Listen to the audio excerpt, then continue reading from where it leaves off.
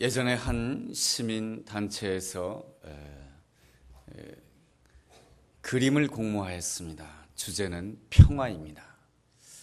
여러 그림이 공모가 되었는데 한 작품이 평화를 가장 잘 나타낸다라고 해서 선정이 되었습니다.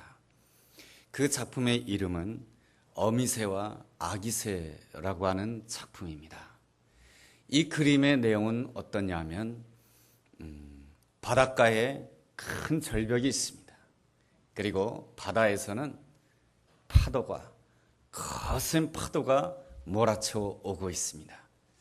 그런데 그 절벽 한가운데는 움푹 파인 곳이 있는데 천연의 보금자리라고 할 수가 있습니다.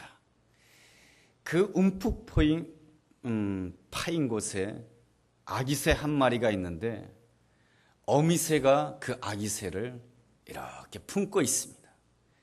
그 어미새 품에서 아기새가 빵긋빵긋 웃고 있는 모습이 바로 평화라고 하는 그 주제로 그림을 공모한 그 일에 가장 평화를 잘 설명한 그림이다 해서 선정이 되었습니다. 이 그림은 성경이 말해주는 평화와 아주 비슷한 내용입니다. 모든 것이 편안할 때, 모든 것이 좋을 때는 우리가 감사를 말하기가 쉽고 축복을 말하기가 쉽고 평안을 말하기가 쉽습니다. 그렇지만 우리의 삶에 어려움이 오고 그리고 앞날이 불투명할 때에는 우리가 평안을 말하고 축복을 말하고 감사를 말하기가 어렵습니다. 그렇다 할지라도 우리는 믿고 있습니다. 나의 주님이 나와 함께 하신다라고 한다면 내가 어떠한 형편 가운데 있든지 간에 내가 어떠한 갈등 관계, 어떠한 문제의 관계에 있다 할지라도 주님이 주시는 그 평안함으로 말미암아 나는 언제나 평안함을 누릴 수 있습니다. 이것이 바로 하나님께서 주님의 평강으로 우리에게 축복해 주시는 아름다운 내용인 줄로 믿습니다. 세상에는 늘 어려움이 있습니다. 또한 갈등이 있습니다. 상처가 있습니다. 세상 사람들 가운데 아무도 나는 살아가면서 한 번도 상처받은 사람이 없어요. 그렇게 말하는 사람은 아마 아무도 없을 것입니다. 누구에게나 다 상처가 있고 누구에게나 다 수치가 있고 누구에게나 다 감추고 싶은 것들이 있는 것입니다. 요한복음 20장 말씀을 읽어보면 제자들이 숨어서 살고 있다는 것을 알 수가 있습니다. 예수님께서 십자가에 못 박히실 때에 모든 제자들은 다 도망갔습니다. 주님이 고난받으실 때 그 자리에 함께하지 못했다라고 하는 부끄러움, 그리고 내 인생에 실패했다라고 하는 수치감, 또한 모든 사람들이 예수 믿는 사람을 향해서 핍박하기 때문에 앞으로 내 인생이 어떻게 될 것인가, 내 미래가 어떻게 될 것인가, 거기에 대한 두려움으로 제자들은 웅크리고 모여 있었습니다. 그때에 부활하신 예수님께서 제자들에게 찾아와 주셨습니다. 예수님께서 찾아와 주셔서 제일 먼저 하신 말씀이 어떤 말씀이겠습니까? 우리 주님께서는 이렇게 말씀할 수도 있었을 것입니다. 내가 고난받을 때 너희들은 어디에 있었느냐? 내가 아파하고 내가 힘들어할 때에 너희들은 어떠한 태도를 가졌는가? 너희들이 그럴 수가 있는가? 이렇게 말한다 할지라도 제자들은 수치와 부끄러움 때문에 아무 말을 할 수가 없었을 것입니다. 그런데 우리 주님께서는 그러한 것을 따지지도 않고 묻지도 않고 책임을 묻지도 않습니다. 우리 주님이 해주신 말씀은 딱 한마디입니다. 너희에게 평강이 있을지어다. 이 놀라운 말씀, 주님의 그 평강에 대한 그 말씀을 듣고 제자들은 그 다음부터 주님의 평화, 주님의 화평, 주님의 평강을 전하는 놀라운 자들이 되었습니다. 오늘 본문 마태복음 5장 9절 말씀에서도 이렇게 우리를 격려해 주고 있습니다. 화평케 하는 자가 되라. 화평케 하는 자는 복이 있나니 화평케 하는 자야말로 진실로 복된 자이며 그러한 자가 바로 하나님의 아들이라 일컬음을 받을 것이다라고 말씀해 주고 있습니다. 그렇다라고 한다면 화평이란 어떠한 뜻입니까? 하나님께서 말씀하시는 평화란 어떠한 뜻입니까? 히브리어로 말씀드리면 샬롬이라고 합니다. 여러분, 샬롬이라고 하는 표현 너무나도 교회 안에서 많이 들어보셨을 것입니다. 샬롬이란 어떠한 뜻이겠습니까? 갈등이 없다, 싸움이 없다, 그러한 뜻도 되긴 하겠지만은 이 샬롬이라고 하는 진정한 뜻은 삶의 모든 영역 가운데서 하나님의 축복을 온전히 누리는 상태를 샬롬이라고 말하는 것입니다. 다시 말하면은 하나님께로부터 충분한 자원을 받으면서 살아가는 그 삶의 상태를 바로 샬롬이라고 말하는 것입니다. 오늘날 우리가 힘들고 어렵게 사는 이유가 무엇이겠습니까? 그것은 나의 자원이 부족하다고 생각하기 때문에 우리는 힘들고 어려운 것입니다. 사업을 하려고 하는데 물질의 자원이 부족합니다. 지식의 자원이 부족합니다. 실력의 자원이 부족합니다. 그나마 남아있는 그 자원도 금방 다 떨어질 것 같습니다. 이럴 때에 우리는 얼마나 큰 고통이고 어려운 일인지 모릅니다. 여러분, 인생의 자원을 어느 정도 갖고 있습니까? 내가 가진 자원이라고 한다면 다가오는 대학 입시에 충분하다라고 생각하십니까? 내가 가진 자원이라고 한다면 내가 앞으로의 인생을 위해서 필요한 만큼 넉넉하다고 생각하십니까? 아니면은 나의 자원이 다 바닥났다라고 생각하십니까? 나에게 남아있는 그 자원 언제 없어질지 모를까 전전긍긍하고 있습니까? 자원이 다 바닥난 인생을 향해서 우리 주님께서는 이 시간 찾아와 주셔서 이렇게 말씀해 주십니다. 너희에게 평강이 있을지어다. 다시 말하면 너는 이제부터 나의 자원으로 살게 될 것이다. 너의 자원으로 사는 것이 아니고 나의 자원으로 살게 될 것이다. 나를 믿으라, 나를 가까이 하라, 나에게 순종하라. 내가 너의 모든 자원이 되어주겠다. 이것이 바로 너희에게 평강이 있을지어다라고 하는 놀라운 축복의 말씀인 줄로 믿습니다. 요한복음 2장 말씀을 읽어보면 가나 혼인잔치의 이야기가 나옵니다. 이 혼인자리에는 우리의 결혼식과는 달리 포도주가 꼭 필요했습니다. 있어야 될 자원이 없게 되었을 때 그 주인은 말로 다 할 수 없이 당황할 수밖에 없습니다. 그렇지만은 그 가나 혼인잔치에 초대를 받은 우리 예수님께는 당황할 수가 없었습니다. 왜냐하면 예수님 안에는 모든 충분한 자원이 있었기 때문에 그렇습니다. 예수님께서는 그 혼인집에 말씀하십니다. 뭐라고 말씀하십니까? 여기에 돌 항아리 6개가 있는데 이 돌 항아리 6개에다가 물을 가득 채우라고 말씀하십니다.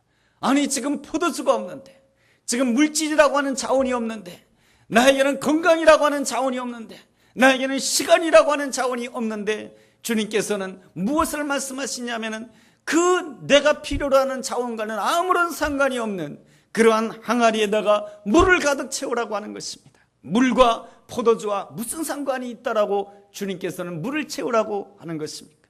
나에게는 오늘 당장 필요한 물질의 자원이 없는데, 나는 당장 필요한 환경의 자원이 없는데, 나는 당장 필요한 건강의 자원이 없는데 주님께서는 오늘 이 시간에 나에게 더 중요한 것은 은혜를 받는 것이며 더 중요한 것은 성령 충만이라고 오늘 나에게 말씀해 주고 있습니다. 내 인생의 항아리에다 은혜 충만해야 되고 내 인생의 항아리를 성령 충만함으로 채우라고 말씀해 주고 있습니다. 그 혼인집에 그 하인들에게 주님께서 말씀하실 때 그 하인들의 아름다운 점은 이 물과 포도주와 아무런 상관관계가 없을 것 같았지만 그 말씀에 순종하게 됩니다. 순종하게 되었을 때 그 물이 포도주로 변화되는 놀라운 기적의 역사가 일어난 줄로 믿습니다.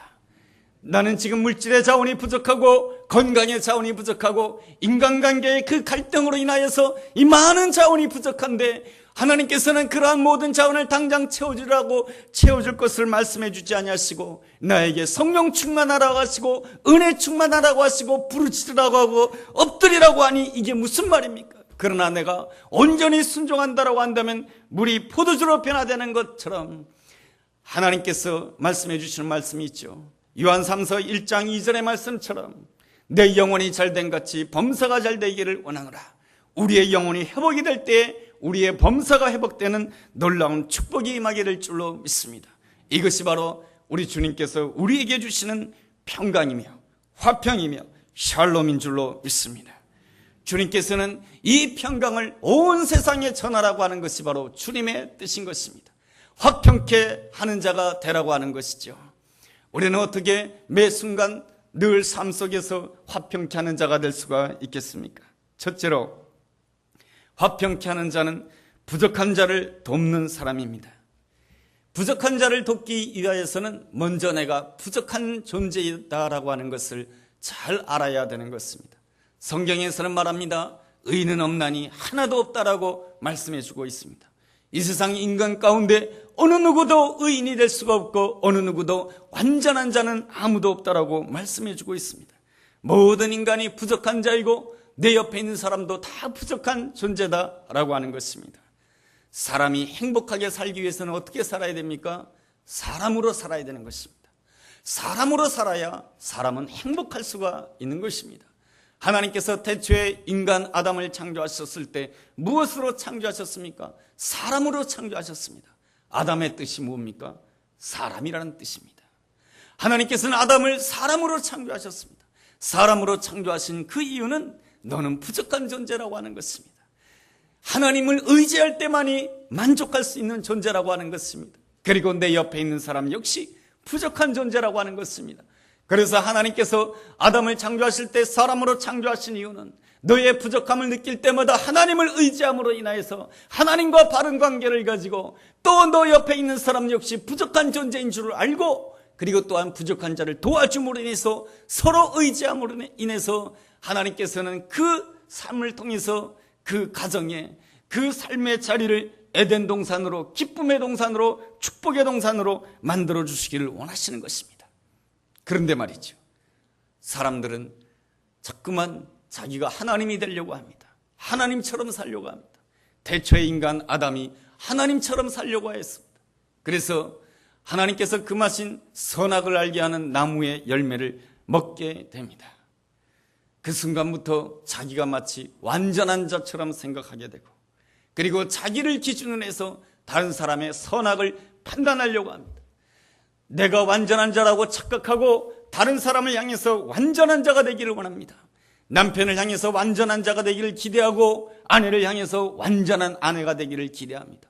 가정은 완전한 가정이 되어야 된다고 생각하고 완전한 가정을 찾고 완전한 교회를 찾고 완전한 사회를 찾고 완전한 국가를 만들려고 합니다. 그러다 보니 그 인생은 항상 바쁘고 항상 힘들고 항상 피곤합니다. 왜냐하면 완전하게 만들려고 하다 보니까 그런 것입니다. 내가 나서면 잘못된 거 다 바로잡을 수 있다고 생각합니다. 내가 충고하면 내 옆에 있는 사람이 다 변할 거라고 생각합니다. 그래서 내가 원하는 대로 늘 바로잡으려고 합니다. 그래서 그가 가는 곳마다 항상 충고가 있고 잔소리가 있습니다. 옆에 있는 사람의 부족한 점을 보면 과감하게 지적하고 옆에 있는 사람의 허물이 있으면 분명하게 드러냅니다. 그러면서 끝에 하는 말은 이것이 다 너를 위한 것이라고 말합니다. 그렇지만 결과는 어떻습니까? 너와 나와에는 항상 거리감이 있습니다. 너와 나 사이에는 항상 갈등이 있고 너와 나 사이에는 항상 험담이 있고 상처가 있고 아픔이 있고 기쁨을 잃어버리게 되는 것입니다. 예수님께서는 결단코 제자들에게 스스로 완전한 자가 되라고 말씀하신 적이 없습니다. 부활하신 예수님께서는 두려움에 떨고 있는 제자들에게 찾아와 주셔서 제일 먼저 하신 말씀은 이 말씀인 것이죠. 너희에게 평강이 있을지어다. 나는 너의 모든 자원이 되기를 원한다. 내가 너를 도와주기를 원한다. 너의 인생에 필요한 모든 자원을 내가 너에게 공급해 주기를 원한다. 이것이 바로 주님이 우리에게 주시는 너희에게 평강이 있을지어다라고 하는 축복의 말씀입니다. 그리고 주님께서 두 번째 주시는 말씀이 있는데 그 말씀은 아버지께서 나를 보낸 것 같이 내가 너희를 보내기를 원하노라. 이것은 하나님께서 나에 대해서 끊임없이 하나님의 아들, 하나님의 딸로서 기대하는 것처럼 그리고 또한 우리 역시 내 옆에 있는 사람을 향해서 기대해야 된다라고 하는 것입니다. 아내에 대해서 끝까지 기대해야 되는 것이고 남편에 대해서 끝까지 기대해야 되는 것이고 자녀들에 대해서도 끝까지 기대해야 되는 것입니다. 그러면서 주님께서는 마지막으로 이렇게 말씀해 주십니다. 성령을 받으라. 이 모든 것들은 힘으로도 되지 아니하고 능으로도 되지 아니하고 오직 나의 신으로 나의 영으로 오직 성령으로만 모든 것이 가능하다고 말씀해 주시는 것입니다. 하나님께서는 우리를 도와주시는 하나님이십니다. 우리의 부족한 점을 다 채워주시기를 원하시는 분이십니다. 하나님이 나를 채워주신다라고 한다면 내 인생에는 부족함이 없는 줄로 믿습니다. 내 부족함은 오직 하나님만이 채워줄 수가 있는 것입니다. 그래서 다윗은 이렇게 고백합니다. 여호와는 나의 목자시니 내가 부족함이 없으리로다. 젊은 사자가 굶어 죽일지라도 여호와를 사모하고 여호와를 찾는 자들에게는 부족함이 없음이로다. 이것이 바로 다윗이 일생 동안 하나님과 동행하면서 고백하는 아름다운 고백인 것입니다. 나의 부족함에 대해서 인정하십시오. 하나님을 사모하십시오. 하나님께서는 우리의 부족한 점을 채워주시기를 기뻐하시는 하나님이십니다. 그런데 말이죠, 하나님께서는 나의 부족한 점을 채워줄 때 아무 때나 채워주지 않습니다. 내가 부족함을 느낄 때 채워주십니다. 내가 부족해요, 내가 연약해요, 하나님 나를 도와주세요 할 때 하나님이 도와주시는 거예요. 하나님께서는 아무 때나 아담에게 하와를 주신 것이 아닙니다. 아담이 너무 외로워할 때, 아담이 혼자 사는 것이 고독할 때, 너무나도 외로운 것이 힘들고 어려울 때에 하나님께서는 아담이 잠들었을 때 그 아담에게 갈비뼈를 빼가지고 하와를 만들어 주십니다. 그랬을 때 하나님께서 하와를 이끌어 그 아담에게로 인도했을 때 아담은 그 하와를 보자 뭐라고 말합니까? 이는 내 뼈 중에 뼈요 살 중에 살이라고 놀라운 고백, 감사의 고백을 하고 있습니다. 우리 역시 누군가를 도울 때에 잘 지켜봐야 되는 것입니다. 언제 도와줘야 될 것인가 말인 것이죠. 우리가 자녀를 도울 때도 그렇습니다. 아무 때나 도와준다라고 한다면 자녀들은 부모의 고마움을 모를 것입니다. 언제 부족함을 느낀가? 언제 그 부족함 때문에 그 부족함에 대한 갈급한 마음이 있을까? 그때 우리 하나님께서는 바로 그때 도와주시는 것입니다. 나 역시 그 사람을 돕고자 한다라고 한다면, 진실로 돕고자 한다라고 한다면 내가 물질이 있으니까, 내가 힘이 있으니까 아무 때나 도와주는 것이 아니고 꼭 필요할 때 도와주십시오. 그럴 때에 아름다운 관계, 복된 관계를 끝까지 유지할 수가 있는 것입니다. 또한 우리는 도울 때에 내가 하나님이 아니다라고 하는 것을 알아야 됩니다. 다시 말하면 내가 다 도울 수 없다라고 하는 것을 알아야 되는 것입니다. 내 아내가 아픕니다. 내가 다 도와줄 수가 있겠습니까? 내가 아내를 사랑하지만은 내 아내를 다 도와줄 수가 없어요. 내 아내가 배가 불러 있습니다. 아기를 낳아야 됩니다. 제가 대신 낳아줄 수 있습니까? 못 낳아주죠. 아무리 사랑해도 못 낳아주는 것이죠. 내가 다 도울 수가 없는 것입니다. 의사가 도와줘야 되는 것이고요. 그리고 장모님이 도와줘야 되는 것이고, 또 옆에 있는 사람이 도와줘야 되는 것입니다. 제가 왜 이러한 말씀을 드리는 것입니까? 내가 누군가를 돕는다고 하지만 내가 다 돕지 못한다라고 하는 것입니다. 다시 말하면 내가 누군가를 도울 때 항상 겸손한 마음으로 도와야 된다고 하는 것입니다. 나는 부분적으로 돕는 사람이라고 하는 그 사실을 깨닫게 될 때에 내가 돕고 나서 그 사람에게 대가를 요구하지 않습니다. 여러분, 돕고 나서 대가를 요구하게 되면 거기에는 반드시 상처가 있게 되고 아픔이 있게 됩니다. 나는 돕는다 할지라도 부분적으로 도왔다라고 하는 생각을 가져야 되는 것입니다. 우리의 부족한 점을 진실로 채워주신 분은 오직 하나님 한 분뿐인 것입니다. 나는 돕는다 할지라도 부분적으로 돕는다라고 하는 그러한 생각을 가져야 되는 것입니다. 그럴 때 우리는 겸손하게 남편을 도울 수가 있는 것이고, 우리는 겸손하게 아내를 도울 수가 있는 것이고, 겸손하게 내 직장 동료를 도울 수가 있는 것이고, 우리는 겸손하게 내 옆에 있는 사람을 도울 수가 있는 것입니다. 그럴 때 우리는 진실로 가정을 도울 수가 있는 것이고, 교회를 도울 수가 있는 것이고, 직장을 도울 수가 있는 자인 것입니다. 이러한 마음을 가진 자를 진실로 화평케 하는 자라고 말씀할 수가 있는 것입니다. 둘째로, 화평케 하는 자는 허물을 덮어주는 사람입니다. 사람은 누구에게나 다 허물이 있습니다. 허물을 두 가지로 생각할 수 있습니다. 한 가지는 죄 지을 때 그것이 허물입니다. 또 한 가지는 죄가 아니라 할지라도 내가 그것을 다른 사람들에게 말하고 싶지 않아요. 다른 사람들이 아는 것이 싫어요. 나만이 알고 있고 싶어요. 그런 것을 또한 허물이라고 하는 것입니다. 우리는 내 옆에 있는 사람의 허물을 볼 수가 있습니다. 어떻게 해야 되는 것입니까? 제일 먼저는 허물에 대해서 말을 하지 말아야 되는 것입니다. 비밀을 지켜주어야 되는 것입니다. 잠언 17장 9절 말씀에 허물을 덮어주는 자는 사랑을 구하는 자요 그것을 거듭 말하는 자는 친한 것을 이간하는 자니라. 허물을 덮어주는 자가 되어야 되는 것입니다. 그 허물을 자꾸만 말한다라고 한다면 사람들과 사람들 사이를 분리시키는 자요 이간시키는 자라는 것입니다. 사단의 특징은 이간시키는 것입니다. 우리 그리스도인들은 언제나 연합을 위해서 하나됨을 위해서 힘써야 될 줄로 믿습니다. 잠언서 11장 13절에 두루다니며 한담하는 자는 남의 비밀을 누설하나 신실한 자는 그것을 숨기느니라. 하나님의 신실한 자는 남의 허물을 덮어준다고 합니다. 우리는 심판하는 자가 아닙니다. 우리는 하나님의 명령에 따라서 화평케 하는 자가 되어야 될 줄로 믿습니다. 노아의 이야기입니다. 노아에게는 세 아들이 있습니다. 함과 셈과 야벳입니다. 하루는 노아가 술에 만취하여서 옷이 벗겨져 있었습니다. 추한 모습이었습니다. 수치스러운 모습이었습니다. 함이 그 모습을 보고 형제들에게 나가서 아버지의 흉을 보게 됩니다. 그러자 셈과 야벳이 그 겉옷을 뒷걸음짓하면서 아버지의 허물을 덮어드리게 됩니다.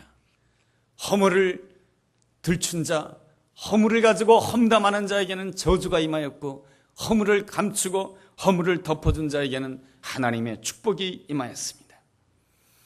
하나님의 아들이라 일컬음 받는 자에게는 이러한 이미지가 있어야 됩니다. 그 사람은 나의 허물을 알고 있지만은 그 사람은 결단코 내 허물을 다른 사람한테 이야기하지 아니할 것이다. 여러분, 이 이미지가 있어야 진정한 그리스도인이며 진실로 하나님의 사람이며 하나님의 인정받는 복된 사람인 줄로 믿습니다. 우리는 또한 어떤 사람의 허물을 볼 때 주의해야 될 것이 있습니다. 다른 사람의 허물에 대해서 말하지 않는다 할지라도 우리 마음 가운데 있는 그 정죄감 때문에 그 허물이 있는 사람을 멀리하게 됩니다. 이 사람 허물이 있네? 이 사람과 멀리해야지. 저 사람도 허물이 있네? 저 사람과 멀리해야지. 그러다 보면은 내 옆에는 아무도 남지 않게 된다는 것을 여러분 아셔야 됩니다. 우리 예수님이 보시기에 베드로는 정말로 허물이 있는 사람이었습니다. 예수님이 십자가의 고난을 지실 때에 베드로는 예수님을 3번씩이나 부인하였습니다. 예수님 보시기에는 분명한 허물이고 배신자이며 믿을 수 없는 사람입니다. 그럼에도 불구하고 예수님께서는 그 베드로에게 찾아가 주셨고 그를 가까이 해주셨고 내가 너를 사랑한다라고 말씀해 주셨습니다. 그랬을 때 베드로는 뭐라고 주님 앞에 고백합니까? 정말로 주님을 사랑하는 자가 되고 베드로는 일생 동안 주님과 동행하는 자가 되고 아니 일생뿐만 아니라 영원토록 주님 곁에 머무는 그러한 아름다운 사람이 된 것입니다. 어느 식당의 이야기입니다. 식당이 아주 영업이 잘 됩니다. 그런데 또 좋은 소문 한 가지가 있는데 그 식당의 종업원이 20년 동안 그 식당에서 일한다라고 하는 것입니다. 여러분, 식당에서 일한다라고 하는 것이 쉬운 일이 아닌 것이죠. 설거지하고 이런 일 하는 것이 얼마나 고되고 힘든 일이겠습니까? 그런데 그 사람이 20년 동안 일한다라고 하는 것이죠. 그 모습을 보았을 때 그 식당에 드나드는 사람들이 그 식당 주인에게 이렇게 묻습니다. 사장님은 참 좋으시겠습니다. 이렇게 좋은 사람을 20년 동안 함께 두고 있다니 말이죠. 그런데 그 사장님 이렇게 대답합니다. 내가 늘 좋게 봐준 거죠. 이게 무슨 뜻입니까? 그 종업원에게도 문제점이 있었고 그 종업원에게도 허물이 있었다라고 하는 것입니다. 그런데 늘 좋게 보아주다 보니까 이 사람이 좋은 사람으로서 내 옆에 20년 동안 있게 되었다라고 하는 것입니다. 내가 내 옆에 있는 사람을 어떻게 봐주냐, 이것은 참 중요한 문제입니다. 우리 주님께서는 내가 죄인임에도 불구하고 십자가의 은혜로 말미암아 나를 의인으로 보아주신 줄로 믿습니다. 나를 하나님의 아들로 보아주시고 나를 하나님의 딸로 보아주시기에 우리가 오늘 이 자리에 앉아서 하나님 앞에 예배드린 줄로 믿습니다. 그러므로 우리 또한 나도 허물이 있는 자이고 그도 허물이 있는 자인 것입니다. 허물이 있다 해서 관계를 단절하지 마십시오. 기도하는 마음으로 가까이 하십시오. 그럴 때에 하나님께서는 우리에게 좋은 친구들을 허락해 주실 줄로 믿습니다. 그런데 말이죠, 상대방의 허물 때문에 내가 상처를 깊게 받았다라고 한다면 참으로 쉽지 않습니다. 내가 받은 상처 너무 아픈 것이죠. 그런데도 우리 주님께서는 우리에게 요구하십니다. 그 상처의 문제를 해결하라고 하는 것입니다. 그 상처의 문제를 어떻게 해결할 수가 있겠습니까? 그가 준 상처가 너무나도 큰데 말이죠. 상처를 해결하는 그 길은 상대방에게 책임을 묻지 않는 것입니다. 상대방에게 책임을 묻지 않기 위해서는 하나님께서 나에게 책임을 묻지 않았다는 것을 알아야 되는 것입니다. 나는 하나님 앞에 1만 달란트를 빚진 자로서 하나님께서는 나의 죄와 허물을 보면서 나에게 책임을 묻지 아니하였습니다. 주님께서는 십자가상에서 뭐라고 말씀해 주십니까? 저들의 죄를 저들에게 돌리지 마옵소서. 이게 무슨 뜻입니까? 내가 저들에게 책임을 묻지 않겠다라고 하는 뜻인 것입니다. 그러므로 우리 또한 나에게 상처를 준 자, 아픔을 준 자에게 우리는 책임을 묻지 말아야 되는 것입니다. 그렇게 결단해야 되는 것입니다. 내가 직접 그와 함께 화해를 한다고 하는 것이 최고이지만 그렇게 못한다 할지라도 우리는 하나님 앞에서 기도해야 되는 것입니다. 하나님, 내가 그에 대해서 그가 나에게 상처를 주고 아픔을 주었지만은 내가 그에게 결단코 책임을 묻지 않겠습니다. 하나님, 나는 할 수 없지만 하나님, 내가 용서하기를 원합니다. 하나님 앞에 부르짖는다라고 한다면 하나님의 은혜와 하나님의 역사로 말미암아 나는 온전히 그 상처로부터 해방될 것이며 과거로부터 해방될 것이며 하나님께서 예비해 놓으신 축복의 미래로 나아가게 될 줄로 믿습니다. 욥의 이야기가 그렇습니다. 여러분, 욥이 얼마나 고난을 겪었고 고통을 겪었습니까? 자녀들을 잃었습니다. 재산을 잃었습니다. 그리고 자기의 몸에 아픔이 있습니다. 내가 힘든 것도 힘든 것이지만은 욥에게 힘들었던 것은 자기에게 와준 친구들로 인해서 힘들었습니다. 친구들은 와가지고 저마다 한마디씩 충고를 하게 됩니다. 욥에 대해서 잘 알지도 못하면서 말이죠. 네가 이래서 이렇게 고통을 당하는 것이야 하면서 욥에게 충고를 합니다. 그 충고가 욥에게는 많은 상처가 되었습니다. 그런데 욥의 마지막 하나님의 축복이 시작될 즈음에 하나님께서는 욥에게 요구하십니다. 욥아, 그 친구들을 위해서 기도해라. 욥은 그 친구들을 위해서 기도하는 것이 힘들었지만은 하나님 앞에 그 친구들을 위해서 기도했습니다.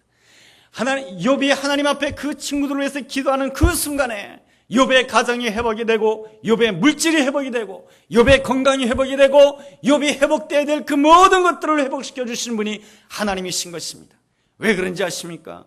우리 하나님은 욥으로 하여금 욥만 승리하고 욥에 대해서 잘못 비난했던 그 욥의 친구들은 패자가 되는 걸 원하지 않았던 것입니다. 하나님께서 원하는 것은 무엇입니까? 욥도 승리자가 되는 것이고 욥의 친구들도 승리자가 되는 것을 원하는 것입니다.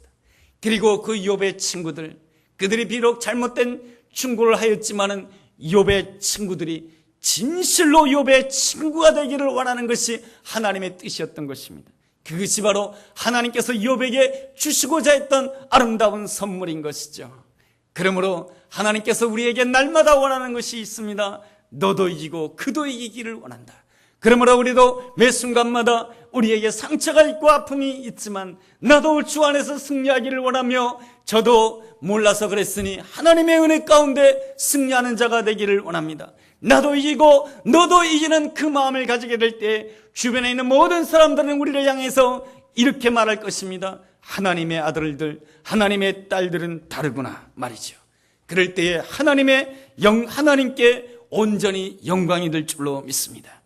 셋째로, 화평케 하는 자가 되기 위하여서는 좋은 점에 대해서는 좋다라고 말을 해줄 수가 있어야 되는 것입니다. 우리는 말이죠, 다른 사람의 허물에 대해서는 쉽게 말하지만은 내 옆에 있는 사람의 좋은 점에 대해서는 좋다라고 말해주지 못합니다. 남편이야 가족을 위해서 밖에 나가서 열심히 일하는 것이 당연하지 뭐. 아내야 가정을 위해서 하루 종일 가정을 위해서 헌신하는 거야 당연한 것이지 뭐. 그러나 하나님은 어떤 하나님인지 아십니까? 하나님께서는 온 우주를 창조하실 때 창세기 1장 말씀을 보면은 하나님께서 제일 먼저 하신 말씀이 무엇입니까?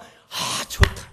첫째 날에도 좋다, 둘째 날에도 좋다, 여섯째 날까지 주님께서 그 입술에서 나오신 그 말씀은 한마디 한마디가 좋다라는 놀라운 말씀이었습니다. 하나님께서는 우주를 창조하실 때 어떻게 창조하셨습니까? 삼위일체 하나님, 세 분 하나님이 함께 창조하신 것입니다.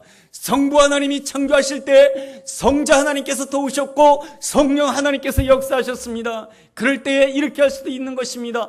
성자 하나님이 돕는 것이 당연한 것이지, 하나님의 좋은 역사에 성령께서 역사하시는 것이 당연한 것이지, 그것이 아닌 것이죠. 하나님께서는 그 도움이 있을 때마다 하나님께서는 박수를 치면서 좋다, 하나님 보시기에 좋았더라. 우리 예수님께서 십자가 지시기 전에 한 여인이 향료를 들고 예수님께 다가옵니다. 그 향료는 300데나리나 되는 비싼 향료였습니다.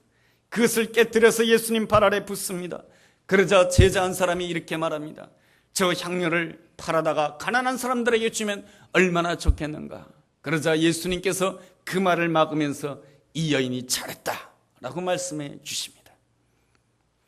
우리 주님께서는 나의 허물과 나의 문제점을 보면서 내 잘한 점에 대해서는 당연하다라고 말씀해 주신 분이 아니시고, 내가 부족한 점이 있고 연약한 점이 있다 할지라도 나의 잘한 점 한 가지를 보면서 잘했다라고 말씀해 주신 분이 나의 하나님이신 것입니다.